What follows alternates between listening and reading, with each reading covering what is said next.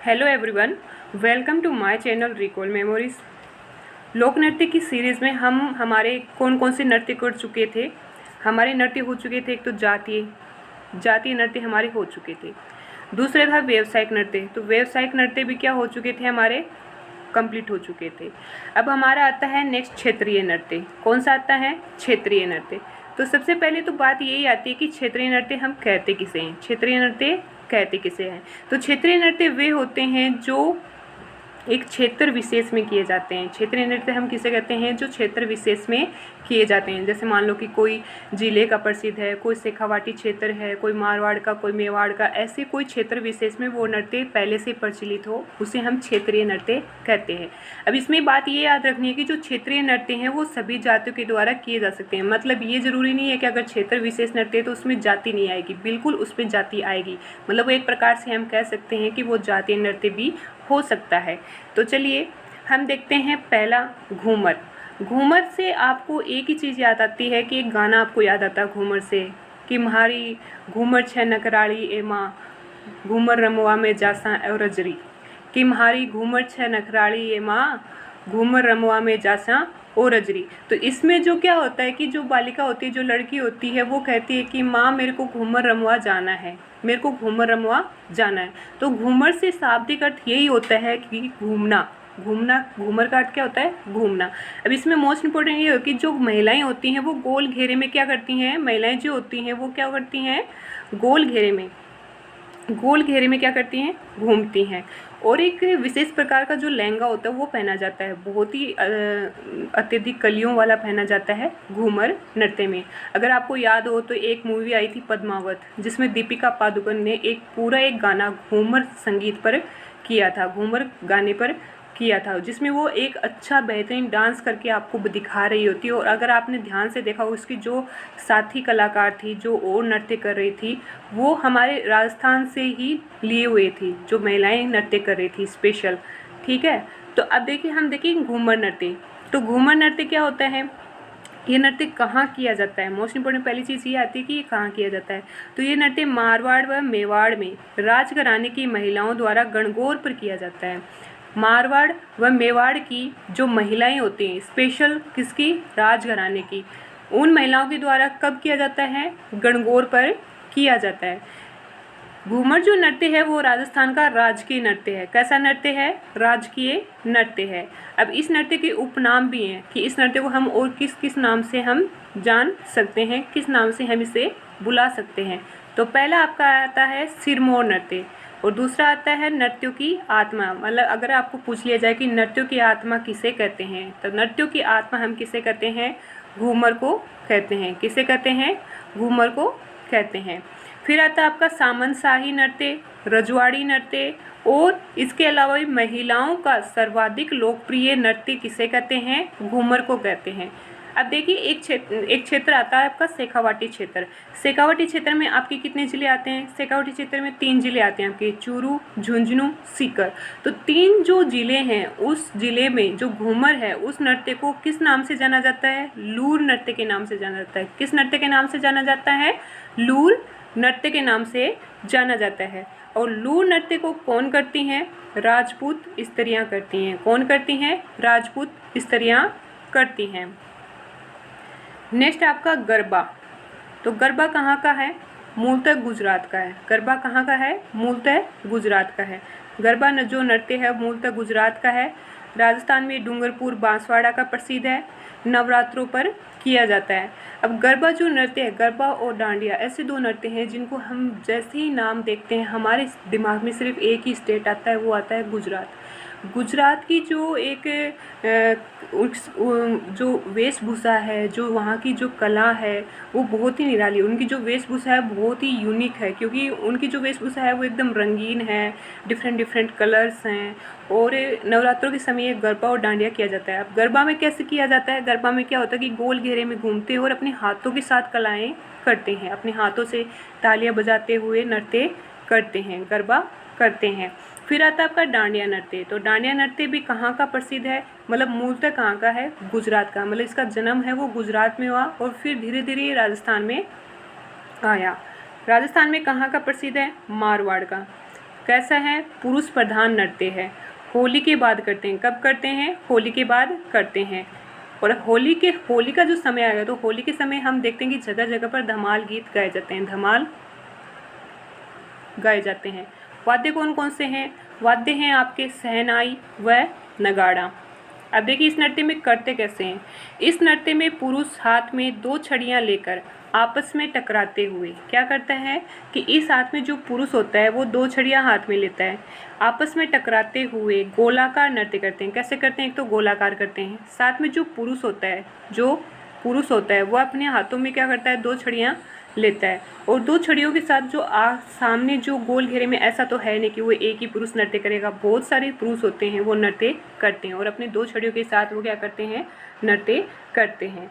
इस नृत्य में बरली के भैरोजी का गुणगान किया जाता है। किसका गुणगान किया जाता है, बरली के भैरोजी का गुणगान किया जाता है और धमाल गीत गाए जाते हैं, धमाल गीत गाए जाते हैं। देखिए नीचे जो डायग्राम देखा है इसमें देखिए पहला जो डायग्राम है, अगर पहले डायग्राम में पहले तो आप ये देखेंगे इनकी जो वेशभूषा है, अगर ये जो वेशभूषा हम देखें ये होती है राजपूत जो स्त्रियाँ होती हैं उनकी वेशभूषा होती है। एक प्रकार से हम कह सकते हैं कि ये शेखावाटी का लूर नृत्य है और जो शेखावाटी का जो लूर नृत्य है वो होता है आपका घूमर।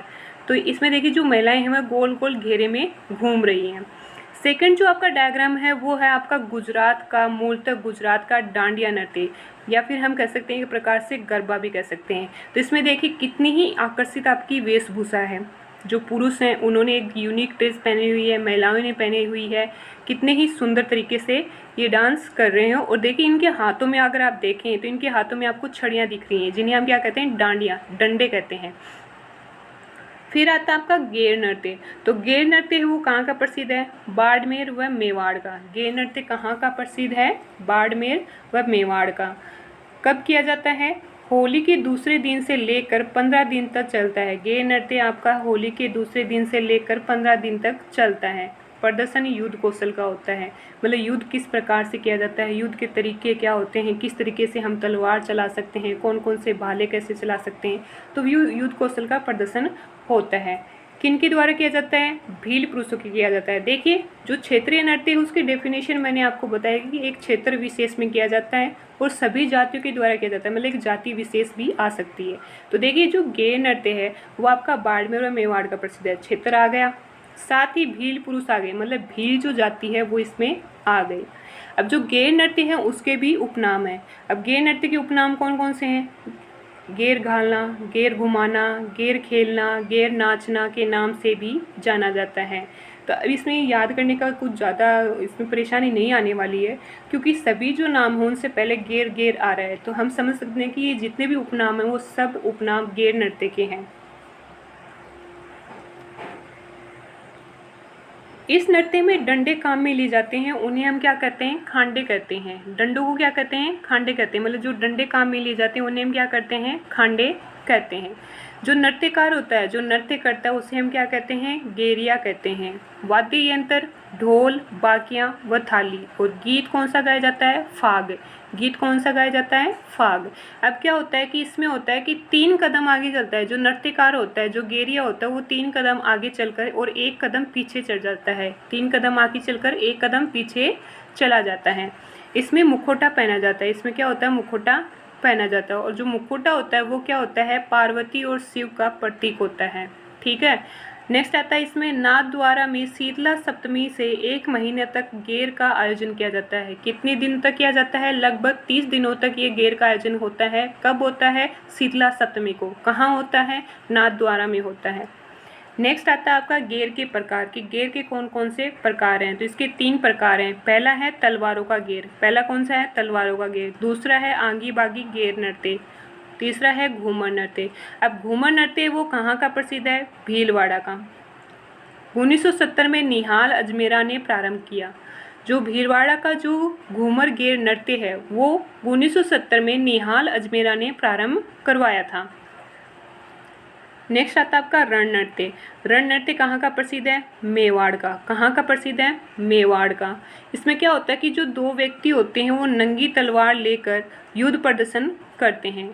इसमें रुमाल व सिक्कों का बीच बीच में उठाया जाता है, मतलब एक प्रकार से कलाएं दिखाई जाती हैं कि अगर हम दो नंगी तलवारों से युद्ध प्रदर्शन कर रहे हैं तो उनके बीच में हम किस प्रकार सिक्के और रुमाल को उठा सकते हैं। ये सरगड़ा जाति के पुरुष द्वारा किया जाता है। किस जाति के पुरुष द्वारा किया जाता है? सरगड़ा जाति के पुरुष द्वारा किया जाता है। फिर से आपको याद दिला दूं कि क्षेत्रीय नृत्य होते हैं वो एक क्षेत्र विशेष होते हैं और साथ ही साथ सभी जातियों के द्वारा भी किए जा सकते हैं, मतलब जाति विशेष भी आ सकता है उसमें। इसी प्रकार देखिए, पहले हमने गेर नृत्य देखा तो गेर नृत्य का एक क्षेत्र विशेष भी आ गया था और साथ ही उसमें भील जाति भी आ गई थी। अब रण नृत्य है तो रण नृत्य में देखिए मेवाड़ क्षेत्र भी आ गया और इसमें सरगड़ा जाति के पुरुष भी आ गए। नेक्स्ट आपका है गीदड़ नृत्य। कौन सा नृत्य है? गीदड़ नृत्य। तो गीदड़ नृत्य में देखिए कहाँ का प्रसिद्ध है गीदड़ नृत्य? ये है आपका शेखावाटी क्षेत्र का। कहाँ का है? शेखावाटी क्षेत्र का। कैसा है? पुरुष प्रधान नृत्य है। गीदड़ जो नृत्य है वो किस प्रकार का है? पुरुष प्रधान नृत्य है। अब इसमें क्या होता है कि जो पुरुष महिलाओं का रूप धारण करता है, मान लीजिए कि जो महिलाओं की वेशभूषा धारण करता है उसे हम क्या कहते हैं? गणगौर या महरी कहते हैं।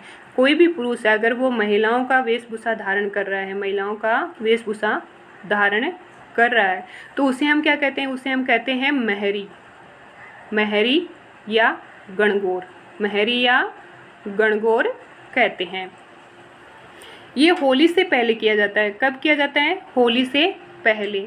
इस नृत्य के प्रारंभ में डांडारोपण होता है। डांडारोपण का मतलब होता है कि हम प्रहलाद की स्थापना करते हैं। कि एक कहानी थी कि जो हिरण्यकश्यप का जो पुत्र था प्रहलाद और जो हिरण्यकश्यप की जो बहन थी होलिका, उन्होंने क्या किया कि उन्होंने अपनी गोद में लेकर प्रहलाद को बैठ गई थी और चारों तरफ अग्नि जला दी गई थी। अब होलिका जो थी उनको एक आशीर्वाद मिला हुआ था कि वो किसी भी प्रकार की अग्नि से नहीं जल सकती, किसी भी प्रकार की अग्नि से नहीं जल सकती। फिर लेकिन क्या हुआ कि जो प्रहलाद थे वो विष्णु के भक्त थे और क्या हुआ कि होलिका जल गई थी और प्रहलाद बच गए थे। तो इसी अवसर पर क्या होता है कि होली की जाती है, होली मनाई जाती है। तो उसी के लिए क्या होता है कि जो आपका प्रदर्शन जो पहले हुआ था हिरण्यकश्यप में, जो होलिका थी वो प्रहलाद को मारना चाहती थी, उसके लिए उस तरीके से क्या होता है कि इस नृत्य में डांडारोपण किया जाता है। और डांडारोपण होता है मतलब प्रहलाद की स्थापना, मतलब प्रहलाद को उसमें बिठा दिया जाता है। अब इसमें क्या होता है कि नृत्य में पैरों की चाल, डंडों का टकराना व नगाड़े की धुन का मिलना जरूरी होता है। गीत क्या होता है? धमाल। अब होली आई है और धमाल के बगैर ऐसा हो ही नहीं सकता। कि अगर आप देख सकते हैं शेखावाटी क्षेत्र में अगर होली के अवसर पर आप देखेंगे तो हर कहीं आपको धमाल सुनने को मिलेगा। वाद्य कौन सा होता है? ढोल, ढफ, चंग। अब चंग क्या होता है? ये चंग आपको होली के अवसर पर देखने को मिल जाएगा। एक प्रकार से डफ होता है वो। देखिए नीचे ये देखिए ये आपको मिल रहे हैं यहाँ पर। ये आपका गीदड़ नृत्य है। नीचे जो आपको दिख रहा है ये गीदड़ नृत्य की है। देखिए इसमें जो पुरुष है वो महिलाओं का रूप धारण किए हुए हैं। और जो खांडे कहते हैं, जो गेर है आपका नृत्य है, गेरिया कहलाता है, वो गेर नृत्य ये है आपका। देखिए इसमें पुरुष हैं वो आपको डंडे लिए हुए हैं और इन डंडे को क्या कहते हैं? खांडे कहते हैं। अब आता है गीदड़ में आगे क्या आता है? नगाड़े बजाने वाले को नगारजी कहते हैं। नगाड़ा जो बजाता है उसे हम क्या कहते हैं? नगारजी कहते हैं। इस नृत्य में दूल्हा दुल्हन, शिव पार्वती, डाकिया डाकन और राम किशन के समांग रचे जाते हैं। फिर आता है आपका लहूर नृत्य। लहूर नृत्य क्या होता है? शेखावाटी का प्रसिद्ध है। कहाँ का प्रसिद्ध है लहूर नृत्य? शेखावाटी का। इसमें क्या होता है? नायक नायिका द्वारा अभिनय के माध्यम से किया जाता है। किसके माध्यम से किया जाता है? अभिनय के माध्यम से किया जाता है। फिर आता है जिंदाद नृत्य। जिंदाद नृत्य कहाँ का है? शेखावाटी का। वाद्य ढोलक। स्त्री व पुरुष मिलकर करते हैं। कौन कौन करते हैं? स्त्री व पुरुष मिलकर इस नृत्य को करते हैं। नेक्स्ट आता है आपका चंग नृत्य। नेक्स्ट कौन सा आता है? चंग नृत्य। चंग नृत्य कहाँ का है? शेखावाटी का। कब किया जाता है? होली के बाद। पुरुष प्रधान नृत्य है। धमाल गीत गाए जाते हैं। इसमें 4-5 पुरुष हाथ में चंग लेकर गोल घेरे में नृत्य करते हैं। देखिए आपका डायग्राम दिखाती हूँ कि इस प्रकार से नृत्य किया जाता है होली के अवसर पर। और ये जो हाथ में ले रखे हैं इसे हम चंग भी कहते हैं, डफ कहते हैं, डफ भी कहते हैं।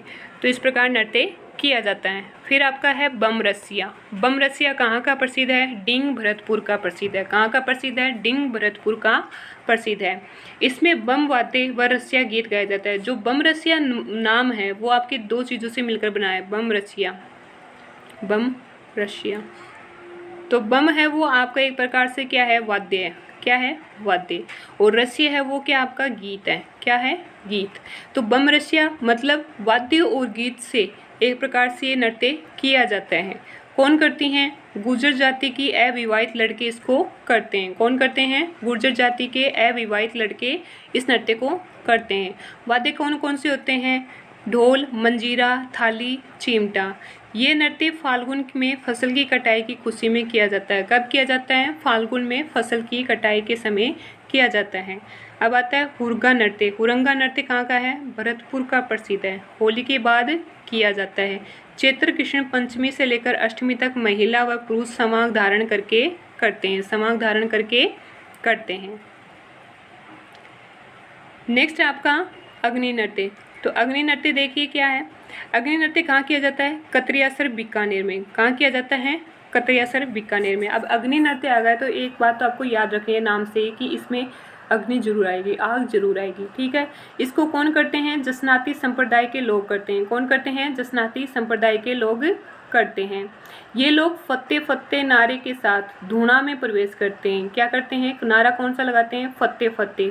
और किस में प्रवेश करते हैं? धूणा में प्रवेश करते हैं। धूणा मतलब एक आग का जलता हुआ स्थान होता है, उसमें प्रवेश करते हैं। इसमें अंगारों पर मतीरा फोड़ना, हल जोतना, अंगारों को दांतों से तोड़ना आदि कलाएं दिखाई जाती हैं।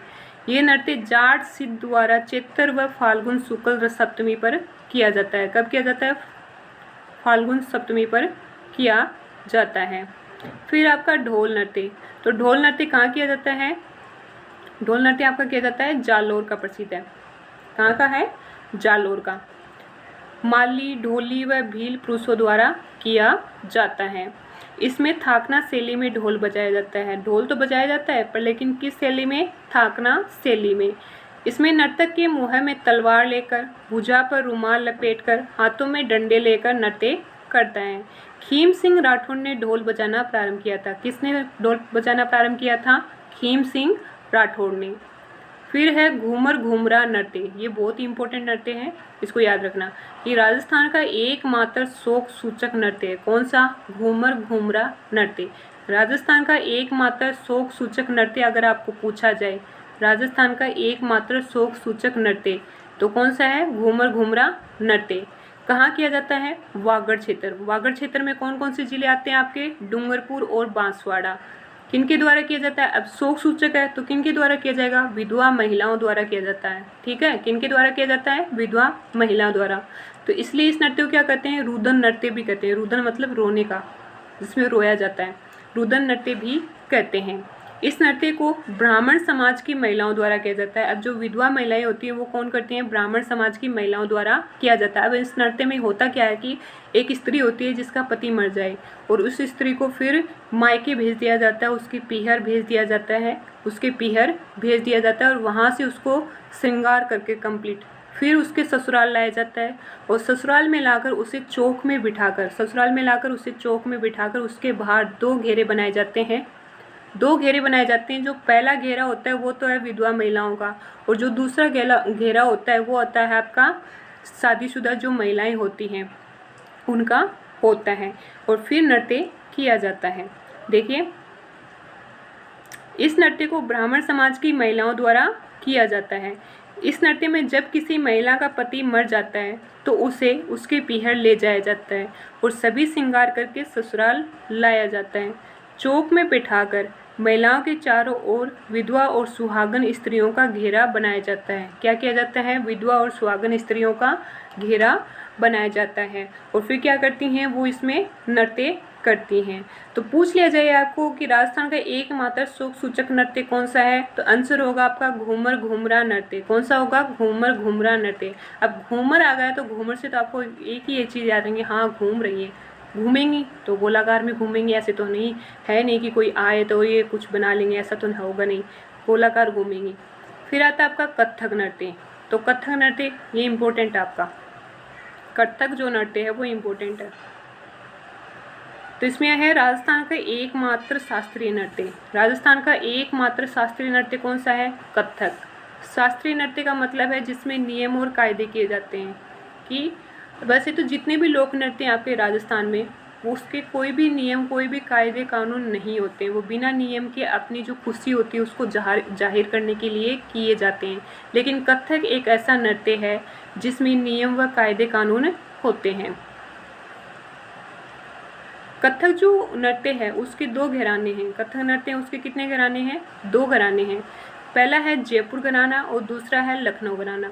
जो जयपुर घराना है वो आपका कथक का प्राचीनतम हिंदू घराना है। कैसा है? हिंदू घराना है। और कैसा है? प्राचीनतम। प्रवर्तक कौन है? भानुजी। कलाकार कौन है? पंडित दुर्गालाल और बिरजू महाराज। नेक्स्ट आता है आपका लखनऊ घराना।